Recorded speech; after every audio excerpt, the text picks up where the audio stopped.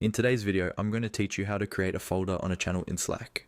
This is a quick and simple process, but it can really help you keep your files organized, especially if you work with a lot of documents, images, or shared resources in your channels. First, make sure you've opened Slack on your computer, either in the desktop app or in your browser. Once you're in Slack, go ahead and open the specific channel where you want to create the folder. This could be a team channel, a project channel, or any other workspace channel where you regularly share files.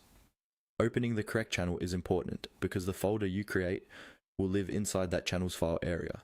With the channel open, move your attention toward the top of the channel window. You should see a small plus icon above the message area or near the files section, depending on your layout and version of Slack. This plus sign is the button you'll use to add or create new items related to that channel. Go ahead and click on the plus sign. After clicking the plus sign, a small menu or list of options will appear. From here, you want to look for the option labeled Folder. This option is specifically for creating a new folder where you can group related files together. Click on Folder to start setting it up.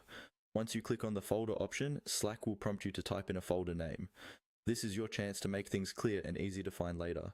Choose a name that describes the contents or purpose of the folder.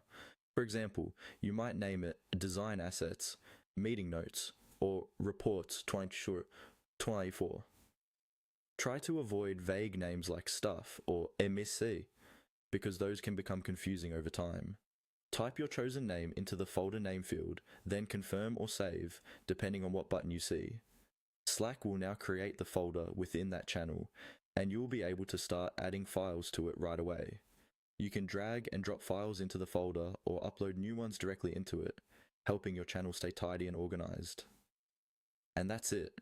You've opened the channel, clicked the plus sign, selected the folder option, and given your folder a clear, useful name. You're now ready to keep your Slack files structured and easy to navigate for you and your team.